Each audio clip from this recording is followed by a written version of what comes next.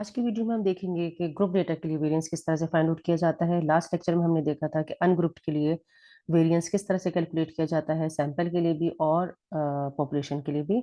और हमने ये भी देखा लास्ट वीडियो में कि वाई वेरिएंस इज इम्पोर्टेंट। ठीक है, मेजर ऑफ डिस्पर्शन भी इसे कहा जाता है। Dispersion is why important to calculate for any distribution, ये हम लास्ट लेक्चर में डिस्कस कर चुके हैं। आज हम ग्रुप डेटा के लिए देखेंगे कि ग्रुप डेटा के लिए पॉपुलेशन और वेरिएंस किस तरह से कैलकुलेट किया जाता है। ये आपको फॉर्मूला नजर आ रहा होगा। सिग्मा स्क्वायर मैंने लास्ट लेक्चर में बताया था, sigma square is the symbol for population variance and S square is the symbol for sample variance. ठीक है, sample variance and population variance का वही फॉर्मूला है जो अनग्रुप डेटा के लिए था। ग्रुप डेटा में भी ऑलमोस्ट वही फॉर्मूला है, only the difference is of frequency. वहां पर आपके पास था समीशन एक्स स्क्वायर। ठीक है, समीशन एक्स स्क्वायर, और यहाँ पर आपके पास क्या है, समीशन एफ एक्स स्क्वायर, यानी कि एक्स स्क्वायर के साथ एफ लगा दिए। ठीक है, minus summation f x whole square, वहां पर क्या था, समीशन एक्स का होल स्क्वायर था, एफ नहीं था साथ। डिवाइडेड बाय एन, वहां भी था यहाँ भी है, होल डिवाइडेड बाय एन, ये वहां भी था और यहाँ भी है। अनग्रुप्ड और ग्रुप डेटा में डिफरेंस सिर्फ एफ का है।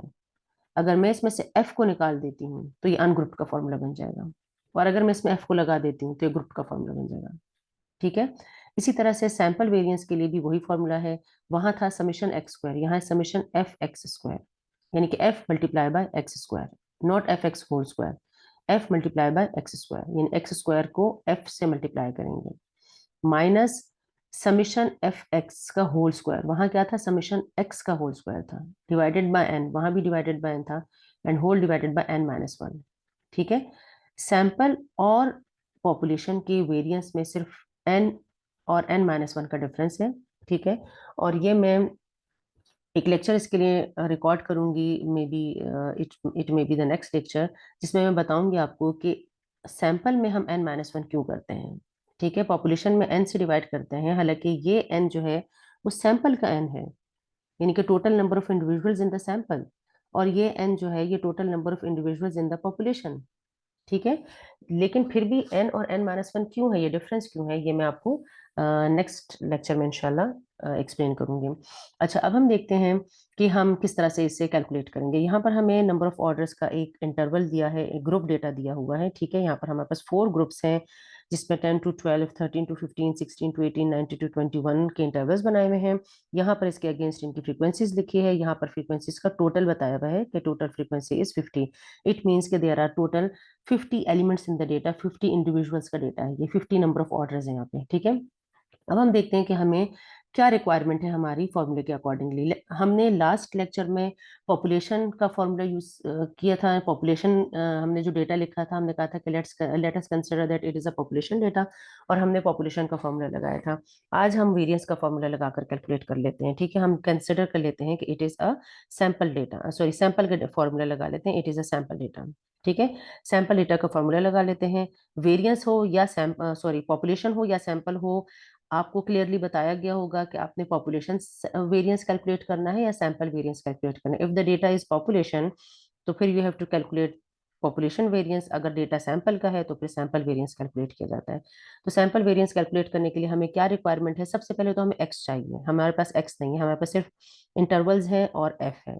तो एक्स किस तरह से फाइंड आउट करेंगे, x is the mid point of the interval, तो एक्स हम यहाँ पर फाइंड आउट करते हैं। एक्स की वैल्यूज क्या आ जाती है हम यहाँ देखते हैं। एक्स की वैल्यूज हमारे पास क्या आएंगी, यहाँ लिख लेते हैं हम। ठीक है, तो हम यहाँ हमारे पास एक्स की वैल्यू आएगी, mid point of the interval means कि आपने क्या करना है, 10 + 12 divided by 2, 13 + 15 divided by 2, 16 + 18 divided by 2, 19 + 21 divided by 2, हर एक का एक्स आपने इसी तरीके से कैलकुलेट करना है। अच्छा, इसका कलर, एक मिनट, ये एक्स यहाँ नजर नहीं आ रहा है, इसका कलर चेंज करते हैं, यहाँ पर लिखते हैं एक्स। ठीक है, ये आ गया है। अच्छा, अब यहाँ पर हम लिखते हैं इसकी वैल्यूज हमारे पास क्या आ रही हैं, 11, इसके इसका आ जाएगा मिड पॉइंट 11 आ जाएगा, इसका मिड पॉइंट आ जाएगा 14, इसका मिड पॉइंट आ जाएगा 17, और इसका मिड पॉइंट आ जाएगा 20। ठीक है, ये हमारे पास टोटल मिड पॉइंट्स हो गए। सही है, ये हमारे पास टोटल मिड पॉइंट्स हो गए, ये मिड पॉइंट हमारे पास आ गए। अब ये जो मिड पॉइंट हमारे पास आए हैं एक्स के, अब हम क्या करेंगे, अब हमने फाइंड आउट करना है कि एफ और एक्स का प्रोडक्ट, ठीक है, एफ और एक्स को मल्टीप्लाई करेंगे, एफ मल्टीप्लाई बाय एक्स, उसके बाद इसका समेशन लेंगे, ठीक है। यानी कि मुझे क्या चाहिए यहाँ पर, मुझे चाहिए F multiply by x, F multiply by x, ठीक है, ये चाहिए मुझे, एफ एक्स चाहिए। तो एफ एक्स को मल्टीप्लाई करते हैं यहाँ पर लिखते हैं कि इसकी क्या वैल्यूज आ रही हैं, देखते हैं यहाँ पे। तो एफ और एक्स को अगर हम मल्टीप्लाई करते हैं, एफ ये है और एक्स हमारे पास ये है, इनके करस्पॉन्डिंग एक्स से आपने इसे मल्टीप्लाई करना है, ठीक है। अच्छा, ये थोड़ा सा ऊपर नीचे है तो मैं यहाँ बता देती हूँ आपको एरो से, ये इसको है, ये इसकी वैल्यू है, ये इसकी वैल्यू है और ये इसकी वैल्यू है, ठीक है। इन्हें मल्टीप्लाई करेंगे हम, 4 को 11 से, 12 को 14 से, यहाँ पर हम लिखेंगे 4 multiply F multiply by x की वैल्यू सारी लिखेंगे, ठीक है। तो एफ मल्टीप्लाई बाय एक्स यहाँ पर हम लिख लेते हैं, यहाँ पर हमारे पास वैल्यू आ जाएगी एफ की, एफ मल्टीप्लाई बाय एक्स की वैल्यूज हमारे पास आ जाएगी 44, और इससे नीचे वाले की हमारे पास आ जाएगी 168, ठीक है। देन 20 मल्टीप्लाई बाय 17 इज 168, आप मेरे साथ साथ कैलकुलेट करें। And then 14 multiply by 20 is 280, 44 168 में दोबारा लिख दिया है, ओके, 168 340 एंड देन 280, ठीक है। ये हमारे पास वैल्यूज आ गई हैं, ये हमारे पास आ गया है, एफ मल्टीप्लाई बाय एक्स आ गया है। यहाँ पर हम इसका समीशन भी लिख लेते हैं, समीशन एफ एक्स हमारे पास क्या आ रहा है, इसको ऐड कर लें आप तो इससे आपके पास आ जाएगा 832, ये इसका सम आ गया, ठीक है। यानी कि इन सबको ऐड किया तो हमारे पास 832 आ गया। अब हम फाइंड आउट करेंगे x square multiply by F, यानी कि एफ को मल्टीप्लाई करेंगे एक्स स्क्वायर से, ठीक है। यानी कि अब हमने लेना है किस तरीके से, हम लेंगे एफ को, ठीक है। यहाँ वैसे मैंने एक्स स्क्वायर के लिए अलग से कॉलम बनाया था, लेकिन आप एक्स स्क्वायर का कॉलम अलग से ना बनाए, we don't need x individually, every यानी कि एवरी एक्स स्क्वायर स्क्वायर जो है, वी डोंट नीड इट, ठीक है। तो हम क्या करेंगे, F multiply by x square जो है वो रिक्वायर्ड है हमें, तो हम डायरेक्ट क्या करेंगे, एक्स को स्क्वायर करते जाएंगे, यानी कि 11 का स्क्वायर लेंगे और मल्टीप्लाई बाय एफ करेंगे और वो वैल्यू यहाँ लिखेंगे, ठीक है। फिर आ जाएगा 14 को इसको मल्टीप्लाई करेंगे तो फिर 14 का स्क्वायर लेंगे, मल्टीप्लाई करेंगे 12 से और उसे यहाँ लिखेंगे। फिर 17 का स्क्वायर लेंगे, 20 से मल्टीप्लाई करेंगे और यहाँ लिखेंगे, और फिर 20 का स्क्वायर लेंगे, 14 से मल्टीप्लाई करेंगे तो यहाँ लिखेंगे, ठीक है। तो इन वैल्यूज को हम यहाँ पर लिख लेते हैं। यहाँ पर हमारे पास एफ एक्स स्क्वायर की वैल्यू आ जाएगी 484, ठीक है, और 2352, फिर हमारे पास आ जाता है 5780, मेरे साथ साथ कैलकुलेट करें, 5600, ठीक है। ये हमारे पास आ गई हैं वैल्यूज किसकी, एफ एक्स स्क्वायर की। यहाँ पर हम इसका टोटल लिख लेते हैं, इसका टोटल हमारे पास आ रहा है 14216, 14216, ये हमारे पास आ गया है टोटल। इस दोनों कॉलम्स को एक ही कॉलम आप कंसिडर करें, चाहिए मैंने एक्स्ट्रा कॉलम यहाँ पे बना लिया है, मैंने सोचा था कि एक्स स्क्वायर का एक अलग से कॉलम बनाएंगे, लेकिन x square multiply by F से एक ही कॉलम बना लें, बार बार कैलकुलेशंस और बार बार लिखने से जो है वो टाइम आपका वेस्ट होगा।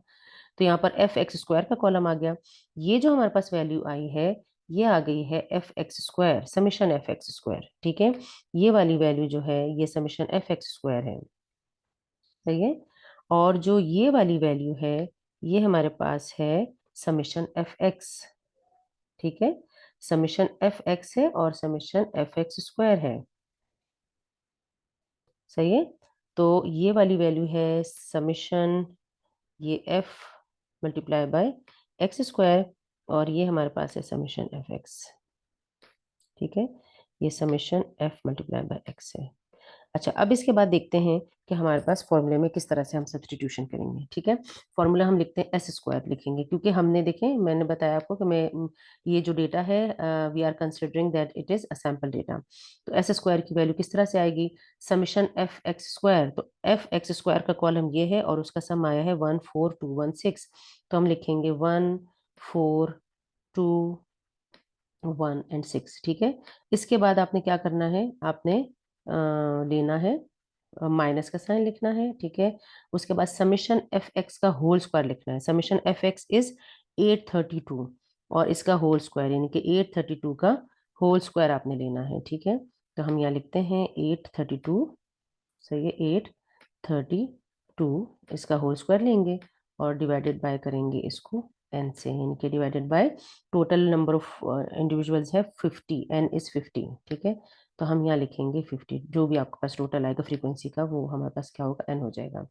अब हम क्या करेंगे, अब हम इसे डिवाइड करेंगे किस पर, 49 पे, इनके n-1 पर डिवाइड करना है हमने, ठीक है। हम डिवाइड करेंगे यहाँ पर 49 पे, n-1 यानी कि 50-1, आप डायरेक्ट 49 भी लिख सकते हैं, ठीक है। तो ये फॉर्मूला मैंने इस तरह से लगाया, तो यहाँ पर मेरे पास इसकी वैल्यू आ रही है, आप इसे कैलकुलेट कर लें, और यहाँ पर वैल्यू आ रही है 7.5820, ठीक है। ये हमारे पास आ गया है वेरियंस, ठीक है। इनके क्या है, वेरियंस क्या बताता है, the average distance of average distance of any जो है इंडिविजुअल, यानी जो हमारे पास डेटा है, ठीक है, any individual from its mean, ठीक है, यानी कि मीन ऑफ द डिस्ट्रीब्यूशन, ठीक है। ये हमारे पास आ गया है वेरियंस। अब हमने अगर स्टैंडर्ड डिविएशन फाइंड आउट करना है, तो स्टैंडर्ड डिविएशन के लिए क्या फॉर्मूला है, स्टैंडर्ड डिविएशन के लिए इसी के ऊपर हम क्या ले लेते हैं, स्क्वायर ले लेते हैं, स्क्वायर रूट ले लेते हैं, सही है। यानी किस पर स्क्वायर रूट लगाते हैं हम, जो हमारे पास वैल्यू आ रही होती है, क्या आ रही है हमारे पास, 7.8, यहाँ दोबारा से लिखते हैं 7.5820, ठीक है, 5820, ठीक है। ये हमारे पास आ गया है सैंपल, हमारे पास आ गया है स्टैंडर्ड डिविएशन, ठीक है। स्टैंडर्ड डिविएशन इसके स्क्वायर रूट से जो भी आप देख लें कि क्या आपके पास आ रहा है, 2.75 मेरे पास आ रहा है, तो मैं लिखूंगी 2.75। Variance and standard deviation both are the comprehensive methods, ठीक है, कॉम्प्रिहेंसिव डिस्क्रिप्शन ऑफ डिस्पर्शन, ठीक है। तो इंशाल्लाह हम देखेंगे कि ये नेक्स्ट वीडियो हम देखेंगे कि ये n और n-1 क्यों है, why n-1 in the sample variance।